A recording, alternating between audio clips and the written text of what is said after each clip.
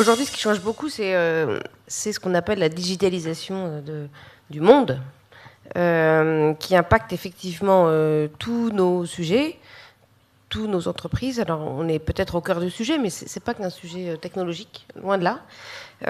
Parce que le monde bouge et que cette mutation, c'est l'arrivée en masse du software dans notre façon de faire, dans sa capacité à perturber nos environnements, dans le rythme, dans l'agilité, dans le contrôle, dans finalement celui qui détient le pouvoir dans l'entreprise. Et ça change beaucoup. Donc il faut qu'on arrive à accompagner la transformation des compétences.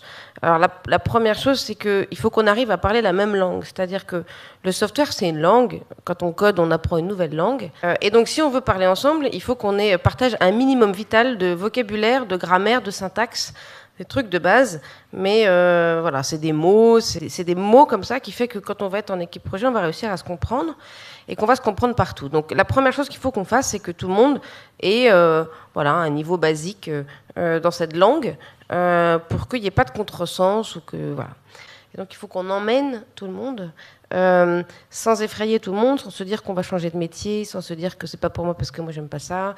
Non, c'est juste qu'on va être très très bon, mais on va être très très bon autrement et on va réussir à partager le fait qu'on est très très bon.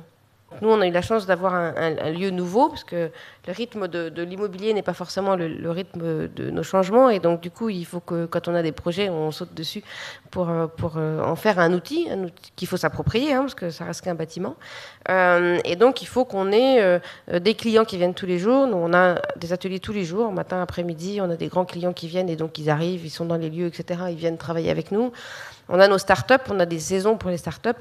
Et donc, on a aussi des entrepreneurs internes qui marchent comme des startups, qui sont ensemble dans des bâtiments. Donc, en fait, quand on rentre dans les bâtiments, on ne sait pas trop, dans ce bâtiment en bas, là, si les gens sont des externes ou des internes.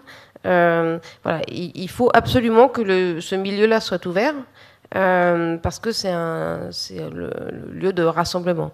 Il faut qu'il y ait le maximum de projets, et donc des fonctionnements en mode projet, et donc une agilité dans l'organisation des bâtiments.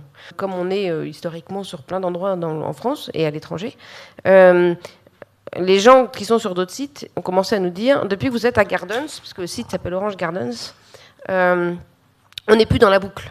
On ne sait plus ce qui se passe. Donc ça veut dire qu'il y a plein d'informels, que ça va beaucoup plus vite, et que donc on avait largué nos partenaires. On a beaucoup libéré le télétravail quand on est arrivé, donc les demandes étaient à peu près de l'ordre de 30%. C'est-à-dire qu'il y avait 30% des gens qui étaient sur le site qui ont demandé de faire du télétravail. Et donc c'était OK, 30%, on avait dit 40% ça aurait été OK, ça pose des problèmes d'organisation, mais de toute façon c'était OK. On a vraiment essayé de développer le fait qu'il y ait des gens qui soient là en externe, le fait qu'il y ait un environnement de travail positif, et puis finalement notre environnement de travail c'est deux choses, c'est notre environnement de travail, notre PC, notre truc, notre musique, etc.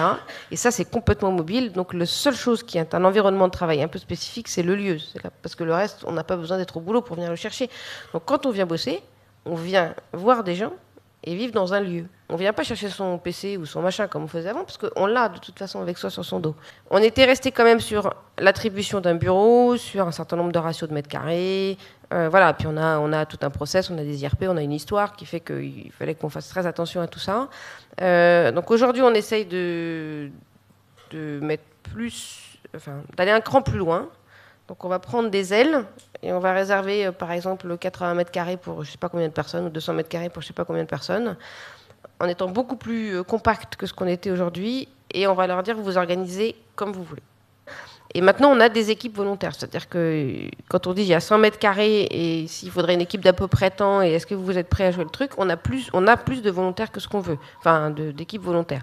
Voilà, donc on va faire ça dans 2 ailes, enfin dans tous les niveaux d'une aile, là, et on va voir comment ça marche, et on va surtout voir si ça donne quelque chose de différent, parce qu'ils vont peut-être reproduire l'existant, enfin voilà, je sais pas. Mais en tout cas, ils se seront appropriés le truc et puis on va. La question c'est vous faites ce que vous voulez avec qui, comment, quel budget. Donc déjà on aura un retour d'expérience sur le comment. On partage une culture, on partage une histoire, on a envie de faire des choses ensemble. Un projet c'est quand même une aventure, une âme. Donc il faut qu'il n'y ait pas beaucoup de gens par projet, il faut qu'il y ait une core team, après on peut aller chercher un spécialiste, et il faut qu'il y ait que chaque personne ait peu de projets. Parce que c'est pas vrai qu'on peut être accro de plein de projets. Et donc, si c'est une aventure humaine, un projet, une aventure humaine, il faut que les gens se voient et qu'ils sont dans un endroit et qu'ils profitent, qu'ils bouffent des pizzas et qu'ils fassent du baby-foot.